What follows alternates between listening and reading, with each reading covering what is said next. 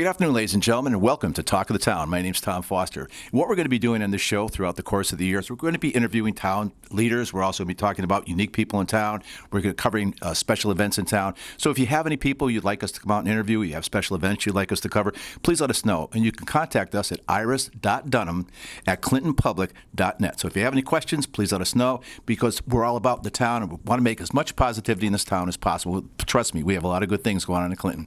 So the first person we're going to talk to today is a person you're probably familiar with because you see a lot of his members out in the community on a daily basis, and that's our police force, who give us the ability to sleep safely at night and take care of all the things that are going on in Clinton and make sure this town is run effectively and legally.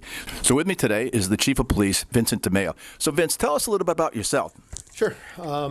Basically I've been here now since I've been the Chief of Police here in Clinton since 2016. Started April 1st, April Fool's Day. I tried to avoid that day, but that's the day we ended up with. So I guess you get, everything comes around. Right. But prior to that, I've been in law enforcement now 33 years. I started my career in the town of New Canaan, Connecticut, back on September 11th, 1989. Another strange date to begin with. So I guess April Fool's Day is better than September 11th. Yeah, that's for sure. I did 27 and a half years there. I worked my way up through the ranks, and I left there as the number 2. I was the XO. So I was the second in command of the department, in charge of all law enforcement delivery services. I have a bachelor's degree in political science from the University of Connecticut. I hold a master's degree in public administration from the University of New Haven. And I'm also a graduate of the FBI National Academy in Quantico, Virginia, the 260th session. I live here in town with my wife and my 2 kids and my 2 dogs, and it's just been a great pleasure to come to this town. I always tell people that this was my dream when I was working the midnight shift as a young patrolman, driving around in the backwoods of New Canaan. I would always say, one of these days I'm going to be a chief, nice little seaside town, and I'm going to drive around and be like, hey Mary, how are you? Hey Joe, how's everything? The family doing good? And it's kind of really come true. So in a way, I'm living the dream. So it's been good for me. We've got a great department here. We're doing a lot of really, I think, progressive, forward-leaning things for a small department. I think we've got a staff here that really cares about the community. Most of them live here, which is another great thing. That was something in New Canaan that nobody could afford to live in that town. So sure. Most of us were coming in from other parts of Connecticut to police the town. Here, a vast majority of the force actually lives here. Their kids are in the school system. They're paying taxes like everybody else. So I think it really helps us deliver a better product. Great. Now, so as you can see, we have a very well-qualified chief here. It's interesting. You gave him your background, Vince, and it's a very intense background, very unique background. So what drew you to, you talked about the seaside fantasy and all that. What really drew you to Clinton? I'm sure with your qualifications, you could have gone a lot of different places in the state and a lot of other seaside communities. Yeah. Well, actually, it was my son's godparents. They moved. I'm born and raised in Connecticut, born and raised in Stamford.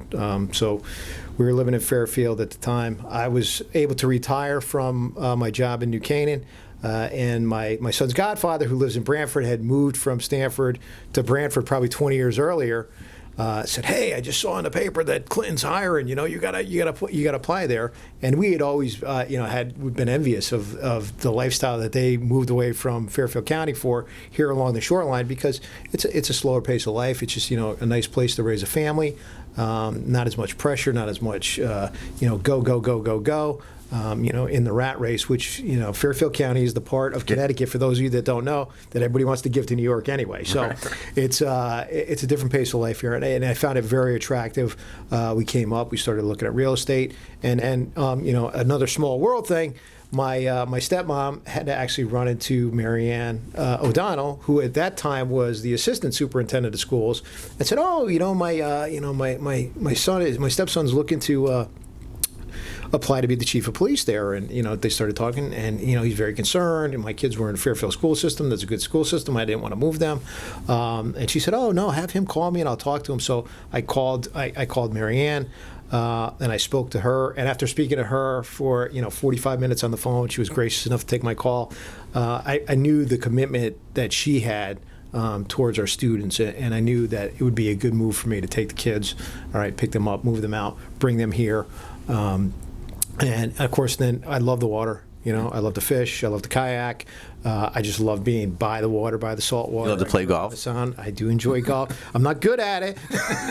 Let's just clarify that, folks. The game can only be played; it cannot be won in my book. I understand. That's right. So yeah, it's just been a wonderful time here. I obviously don't get as much time as I'd like to enjoy a lot of these things. There's a lot of work that needs to be done to run a modern police agency. There's been a number of things enacted a year and a half ago with the Police Accountability Bill in Connecticut. We needed to implement the use of body cameras, in-car video systems, a number of other checkpoints that we've been writing policy for. I've been working since I've been here to get the department nationally accredited. So we're going to be operating at national best practice standards and meeting all those national best practice standards, which is a very heavy lift. We've been doing a lot of staff development here. It's very important that, to me, that I provide my commission with a number of candidates, you know, when it's time for me to move on or when there's promotions to be made underneath me, that there's a good crop of candidates that are ready and actually capable of handling those positions and moving the organization forward. Great. Well, that Mayberry fantasy that you had, has that fantasy come true about Mayberry? I don't think Mayberry exists anymore. So with the invention of the cell phone, Mayberry has been wiped off the face of the universe. It's not even the face of the earth anymore. It's gone. You know, and that's something that we have to contend with every day. And it's one thing that in the past years, you know, has really troubled me. The profession of law enforcement's been demonized. It's been villainized. I'm concerned about how that weighs on my officers constantly going out every day.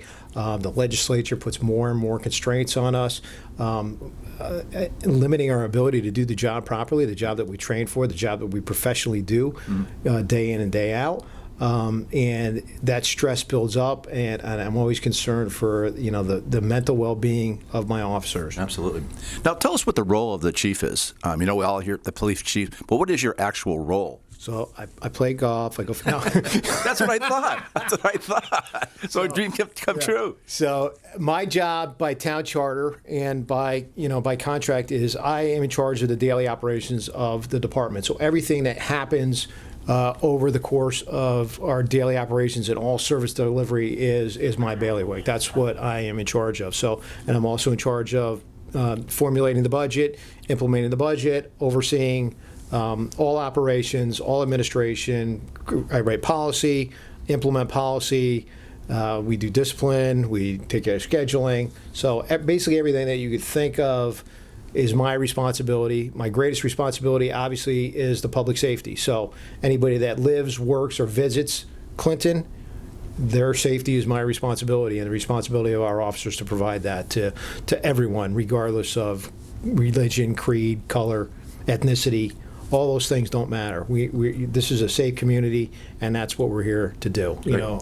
Well, with all those things going on, how do you have time to sleep, play golf, and fish?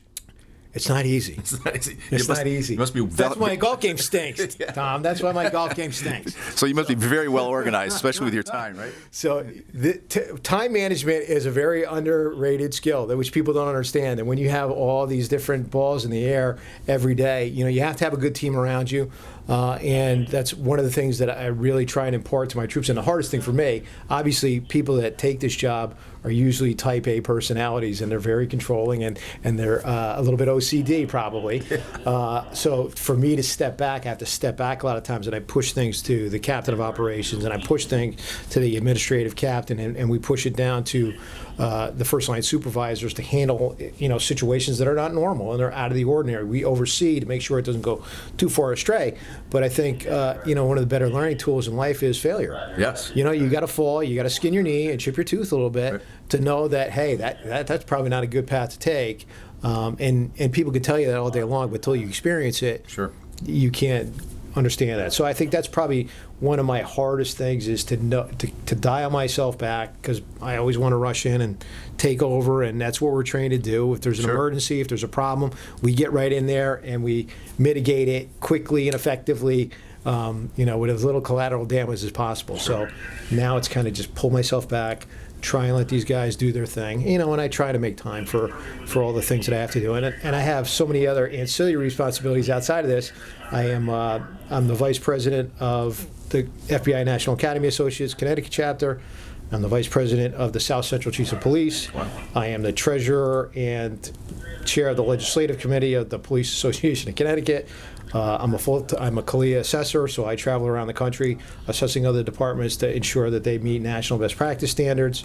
And I'm sure I'm forgetting a couple of these things. Well, I sit on the board of Families Helping Families here in Clinton. I'm a board member of that as well. I sit on the KERMA Law Enforcement Advisory Committee as a rank member. So you're a grand poobah. there is a lot of stuff that's going on, and I always say to myself, hey, where does the time go? Right. I walk in on Monday morning and I say, everybody, happy Friday, because as soon as you know, it's Friday. Right. That's interesting. Now, a lot of the town offices are elected. How do you become chief? I mean, how do you get into the position you're in right now? So basically, by Connecticut state statute and by town charter, the police commission is the only one that can hire, fire, or promote anyone in the police department. So I am hired by the police commission.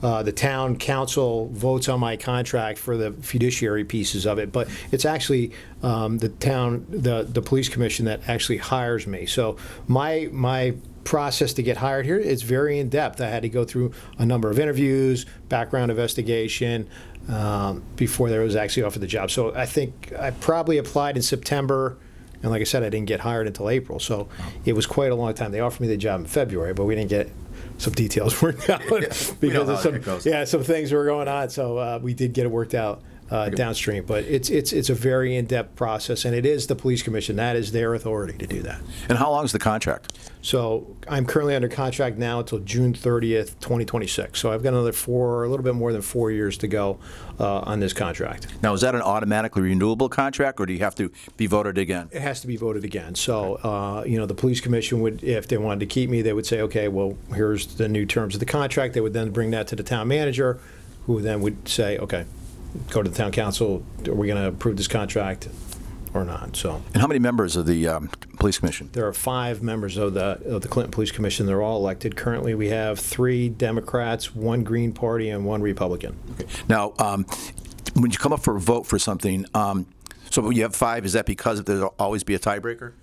We have 5 because that's how the charter is. Okay. So you could set it any way under state statute. If you have an established police commission, some have 2. I mean, excuse me, some have 3. Yeah. Some have 5, some have 7, which I think is really way too much. Yeah. And then some don't have any at all, in which case the town manager then becomes the effective police commission. And how do you interact with the police commission? I think we have a very strong relationship. We have a very strong working relationship with the police commission. My previous chairman, Peter Niles, Who I know very well, great guy. who's a great guy, and if he's watching this, Peter, we miss you. We sure do, Peter. He's playing golf up there, but he's not calling us. Of course he is. Called you? No, he he doesn't didn't call call us. No, he didn't call us. But anyway, Peter was he had a vision as to the things that he wanted for the town's police force. He wanted us to be more community engaged. He wanted us to engage in the community policing roles, and I think that was part of the reason I was selected, because that is the way that I like to manage. That's how I see results. That's how I feel the police department should be run. So the police commission is very supportive of the things I do, and they understand that it's a very complex, very fluid and dynamic profession. Sure. And we have to make decisions very quickly on the fly. They know not to be down in the weeds. I think we've established a real bond of trust. They trust that I'm able to run the department effectively. I think I've shown the town that I'm fiscally responsible with the budget. Our budget is over $1 million less than all the other communities around us. So we're doing a lot more with less because we're creative. We have a lot of partnerships with business, with charity groups in town, which help fund a lot of our community projects. So basically, their oversight. If there's big issues, we meet every month. So I give them a report every month. I do a state of the department, which covers all the things that we've done over the month. If they have any questions, they ask them of me. And the chairman, Ed Tessman, who's currently the chairman, if he has any issues at all, he's got my phone. He'll call me up and say, Vin, what about this? Do we need to do something? And it's a mutually respectful relationship, and I think it's beneficial for everyone in the town. Because I think you could see, you read in the paper that some towns, even here on the shoreline, that there's a contentious relationship, and that doesn't benefit the community at all. Because if you're wasting time pointing fingers at each other, you're not doing your job. So, I mean, with your background and your expertise and what you've shown with what you've done in this town, they pretty much leave you alone in terms of the decisions. You're pretty much independent in making those decisions. Absolutely, for daily decisions, they give me the overall guidelines of what they want to see done. And if there's certain things that crop up that need to be addressed and their input needs to be stamped on it, we do that. But for the most part, our mission statement is very simple: keeping Clinton safe. That's right. So as long as I'm working to that goal and to that end, and we're not creating problems, then they just let me, they let me do my thing. That's what they pay me for, and that's why I came here. Great. And in order to keep us safe, there's a lot of people that are out in the field. So how many police officers do you have currently? So we have 27 sworn, but that includes myself and the 2 captains. So people say, like, all the time I hear, "Oh my God, what the hell you need 27 guys for?"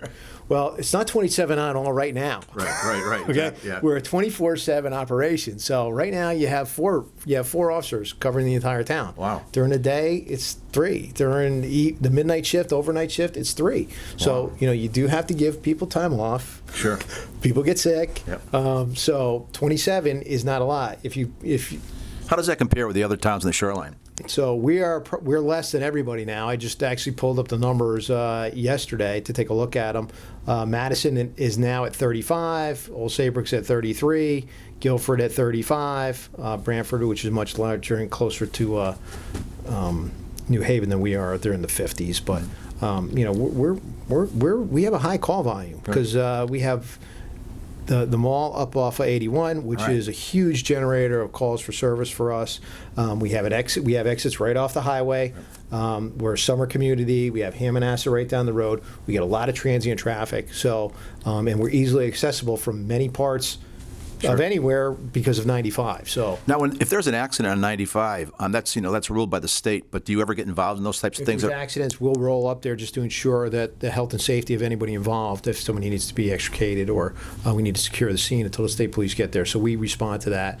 I think another thing that people don't realize here in town is that we are the designated first responders for the town. So any medical call for service, our officers go. Okay. So, and then the fire and EMS come for transport and for more advanced life support. We're basic life support, and we can do, we're trained in CPR.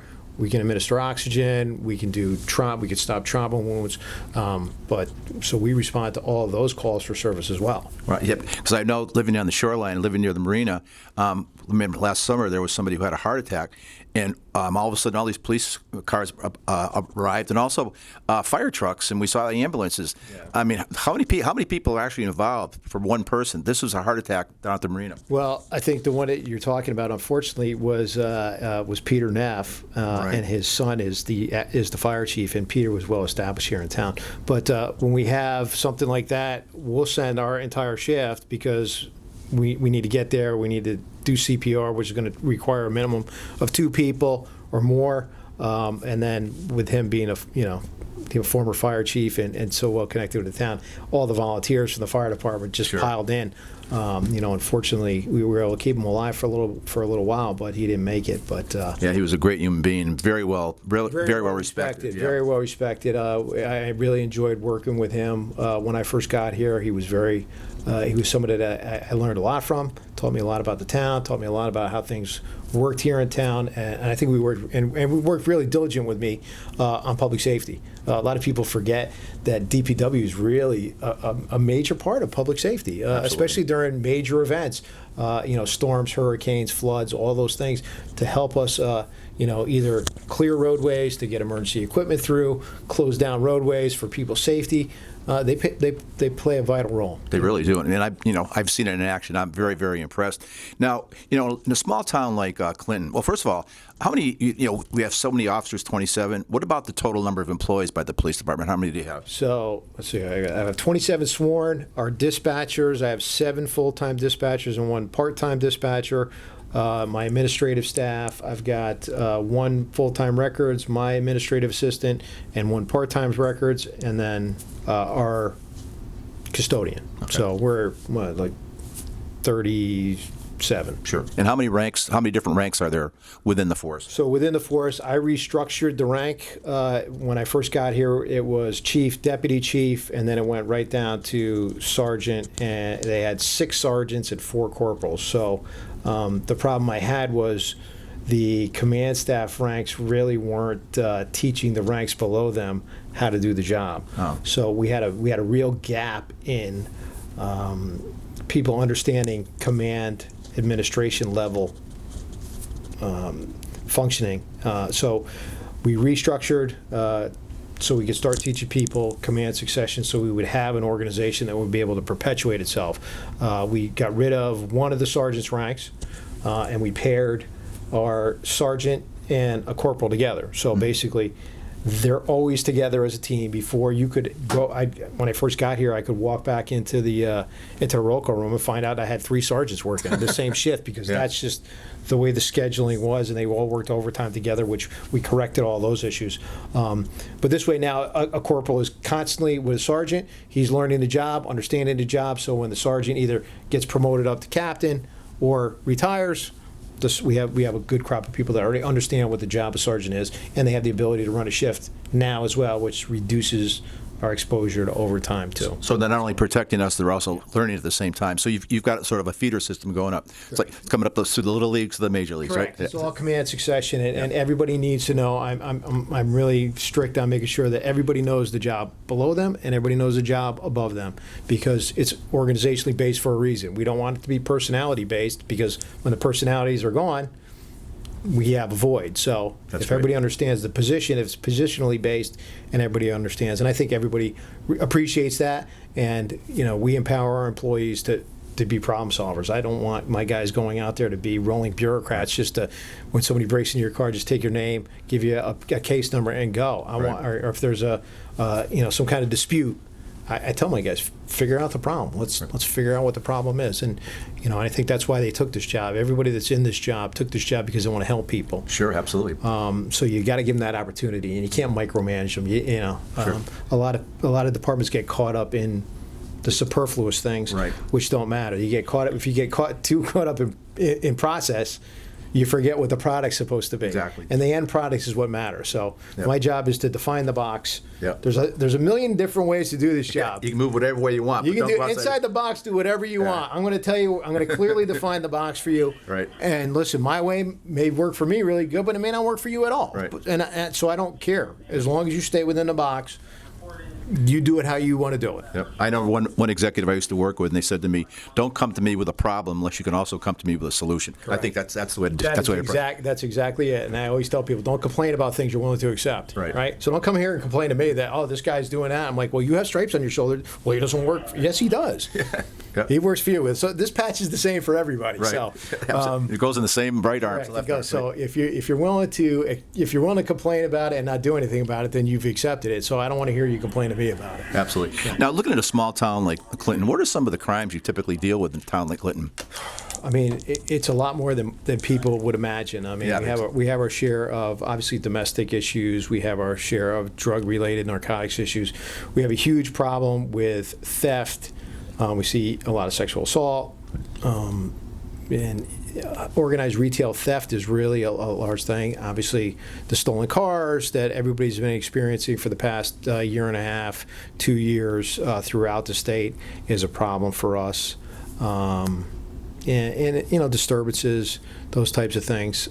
So it's a lot more than people would imagine. I think everybody likes to say, well, it's just my little bubble, right? Right, And yeah. so nothing bad is going on. And I'm more than happy to have them feel that way, because that, to me, is That's my refreshing, job. yeah. That's my job. I want you to be able to come home and say, oh, all right, well, let the kids go, let the 5-year-old run across the street to the neighbor's house to go play with them, and you not have to worry about it. That's what we want. That's the kind of community that we want to have, where everybody feels safe and secure. When you're in your home, you shouldn't be looking out the windows going, oh my God, Yeah. well, what's that car doing here? Or what's this doing here? Or is my car going to be there in the morning when I get up? Now, what about this, snatch and run you're seeing on TV? You're getting a lot of publicity about these towns where people just going in and stealing stuff and not being apprehended. What are your feelings on that? And what do you tell your force about something like that? Well, again, this is is the big thing about the demoralization of our law enforcement officers. We're being constantly told that we can't chase stolen cars. We know that if it's a juvenile in the car, we can't chase it, and they know that. So now they taunt the police basically, and I just tell our guys, look, we got to do what society tells us, right? There are laws. We're here to uphold the laws. And eventually, when they see that it's not working, it's going to come back. So we come to work every day, dedicate ourselves to doing the right thing each and every day. Listen, sometimes we're put in a box where we're not able to do the things we know we should be able to do. But that will pass. You can't let that get you down. Absolutely. You got to understand that there's a lot of people out there that support us. There's a lot more people out there to support us than don't.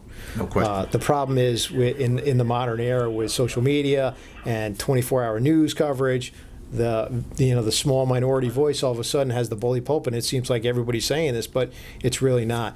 And especially here in Clinton, I think we all understand here that this community supports us. They know that we're here for their well-being, and they really show us a lot of support, and that's helped us tremendously. But I feel bad for so many others in this profession that's not what they're getting. You know, and it's a big political football. And they're constantly getting thrown under the bus, and it's already created a huge problem for us as far as retention of personnel and then recruiting. We can't get anybody. When I first got this job, it was like winning the lottery. I mean, It was honestly like winning the lottery. And now we can't get anybody. Wow. So it's next to impossible to recruit. And if you keep burning out the folks that you have now, we're going to be in a real bad situation. Wow. Now, what's considered? You mentioned different types of crimes. What's considered an arrestable offense? Well, anything is arrestable offense if it's a misdemeanor or above. Okay. And even some of those, and a majority of those, can be summons arrest. So it would still be considered an arrest. When we say arrest, it's basically that requires a court appearance. Okay. So if we take you into custody, there's certain offenses we have to take you into custody for, i.e. any kind of felony, DUI, you need to be taken into custody, reckless driving, you need to be taken into custody, domestic violence. There's certain ones that we have to take you in. Obviously, if you're violent, we're gonna take you and detain you. If we feel you're going to be a harm to yourself or someone else, we're going to detain you. Now, do you have a holding cell here? We have 4 male cells, 2 female cells, and 1 juvenile cell. Have you ever had a situation where they're all full at once? Not since I've been here. That's because you're doing your job, right? Not since I've been here. And like I said, for the most part, even if we take you into custody, we arrest you, normally you'll bond out quickly. Yeah. So in the state of Connecticut, the most you'll ever stay in our cell here would be 72 hours. That would be if we arrested you and then court was closed on a Monday or a Friday, whatever, for the long holiday, where they'll sometimes have the 3. But then, we have a bail commissioner that would come in and review the whole case to make sure that the bail wasn't set too high, and maybe lower that so that person would be released. So there's not too many instances where anybody's here more than 12 hours, really. So usually we'll make an arrest at night. They don't make bond. We transport them to GA 9 in the morning, and then they're arraigned in front of the judge, and he either sends them off to a correctional institution or lets them loose on bond or their own recognizance or whatever the case may be. Now, you alluded to this several times throughout our discussion, and that is the safety of your police officers. And there's more and more national attention being brought to that. And in your time here, have you seen any situations where your officers feel they've been put in a compromising position where they weren't being properly respected by the community? Well, I think for the most part, we're seeing that continually throughout the state of Connecticut. There's become a prevalent attitude now that you don't have to listen to the police. We're bad people, so if you should be disrespectful to us, and you should not pay attention to us because we're going to kill you. That's the narrative, unfortunately, and a lot of people think that, and it definitely has caused us a lot of issues, especially up at Clinton Crossing. We run into a lot of people that aren't from this town.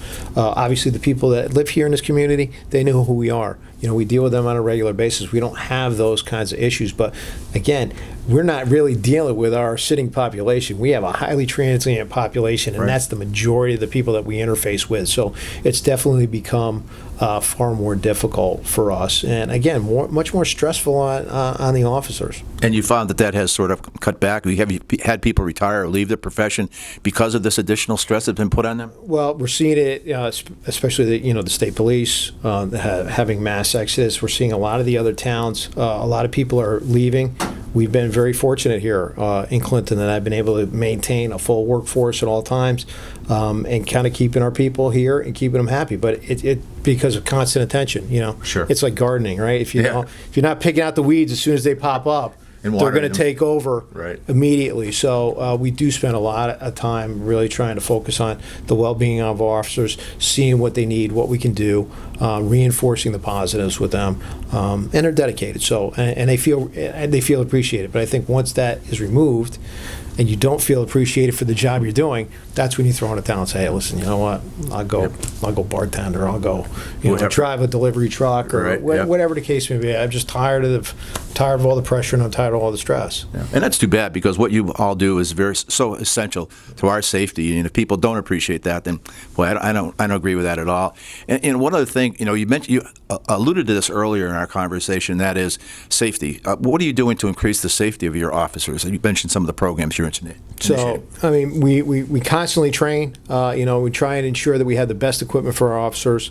We instituted body cameras now, which I think is going to help a lot in a lot of the complaints that come in, which we don't really get a lot of. We get very few, as a matter of fact. But a lot of them are he said, she said, and without that video, you don't have it. Or a lot of times you'll see the video on the news, but that's a 1 second snippet, Yeah. and they're not going to show the whole incident, which Sure. led to that. Which now, if we're recording it as well, our video can be put out onto that. So I think that's helpful.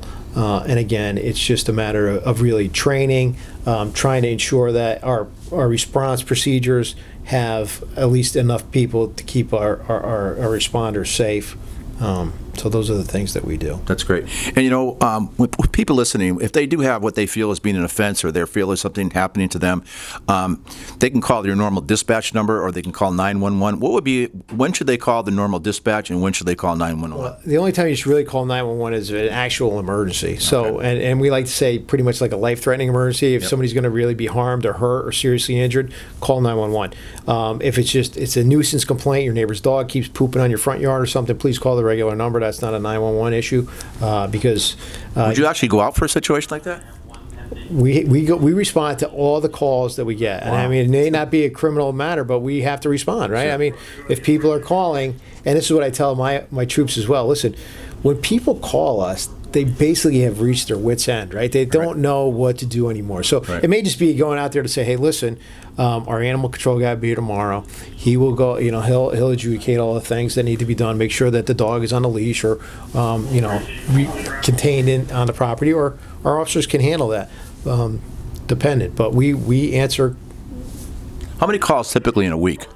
It all fluctuates. Obviously, in the summer, yeah, it balloons up Yeah. to a lot more, but I think we actually dispatched out over 13,000 calls last year, which probably represents 25% of the calls coming into the call center. Wow. And one other thing, you alluded to this earlier in our conversation. That is safety. What are you doing to increase the safety of your officers? You mentioned some of the programs you're initiating. So, I mean, we constantly train. We try and ensure that we have the best equipment for our officers. We instituted body cameras now, which I think is going to help a lot in a lot of the complaints that come in, which we don't really get a lot of. We get very few, as a matter of fact. But a lot of them are he said, she said, and without that video, you don't have it. Or a lot of times you'll see the video on the news, but that's a 1 second snippet, Yeah. and they're not going to show the whole incident, which Sure. led to that. Which now, if we're recording it as well, our video can be put out onto that. So I think that's helpful. And again, it's just a matter of really training, trying to ensure that our response procedures have at least enough people to keep our responders safe. So those are the things that we do. That's great. And with people listening, if they do have what they feel is being an offense, or they feel there's something happening to them, they can call your normal dispatch number, or they can call 911.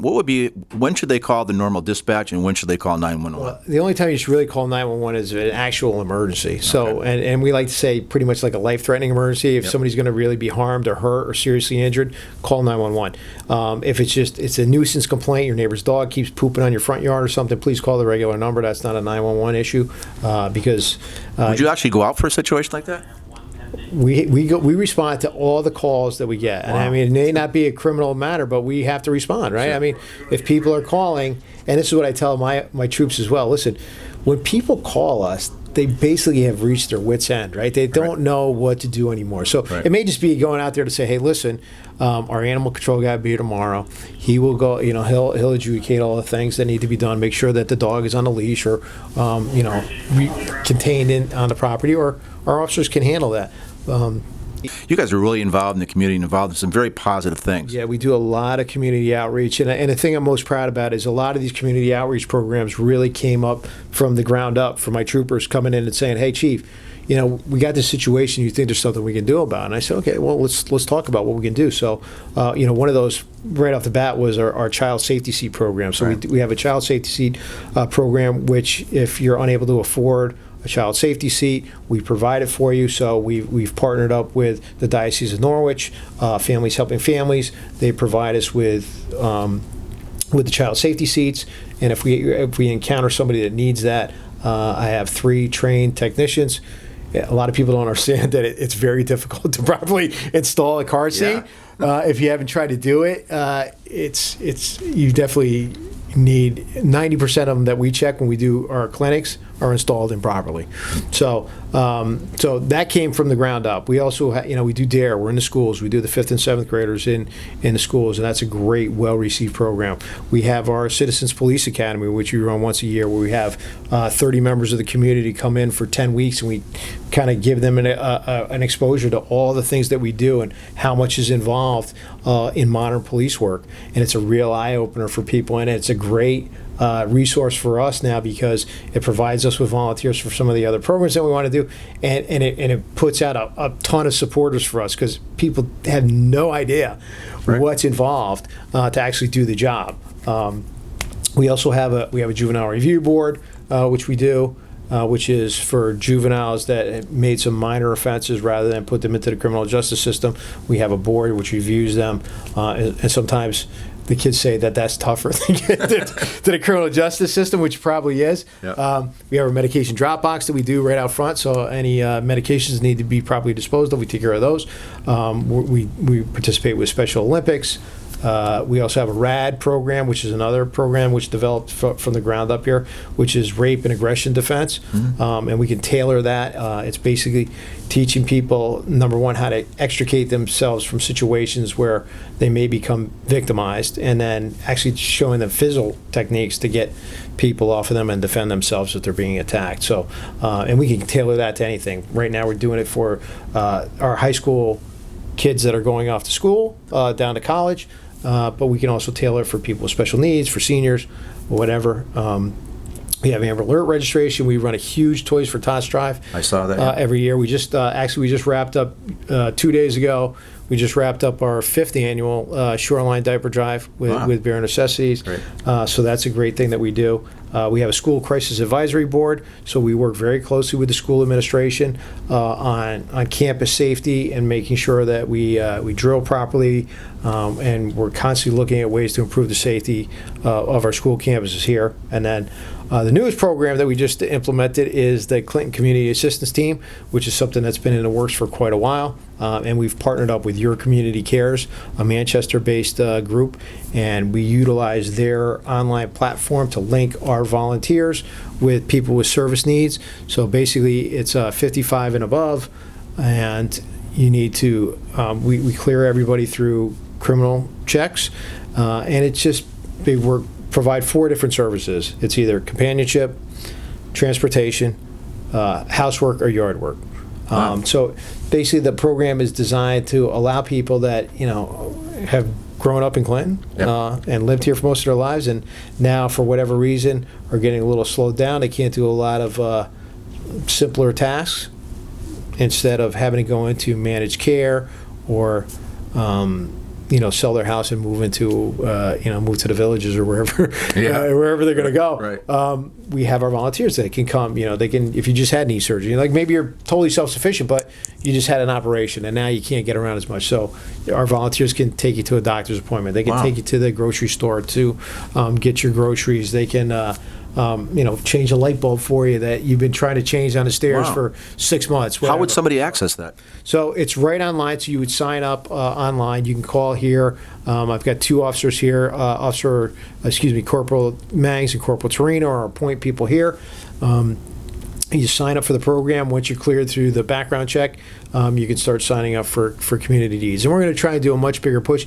It's been a little bit slowed because of COVID. The implementation wasn't as smooth as I would have liked. But so far, we've got, I think we've got 20 people in Clinton on the program, and I've got a great core of volunteers that are helping us. So we're looking to advance that further. And again, that's something that we can tailor make. We can tailor make any kind of group that we want. Right now, it's geared at our seniors, but we may gear one towards single moms or or people with special needs, and we can have a whole crop of volunteers that are understanding of those situations that can help, that want to help in that vein.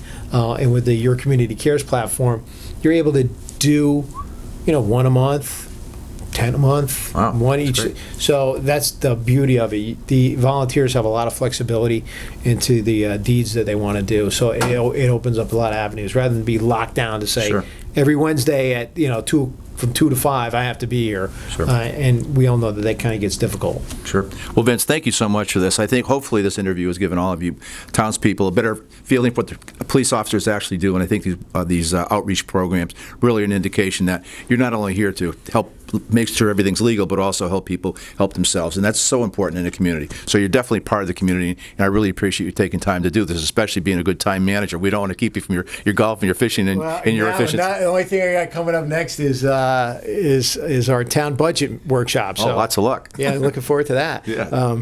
But no, listen, we're part of this community. We feel that it's our job to improve the quality of life here, and that's what we strive to do. Great. Well, thank you so much, Vince. I appreciate your time. Anytime.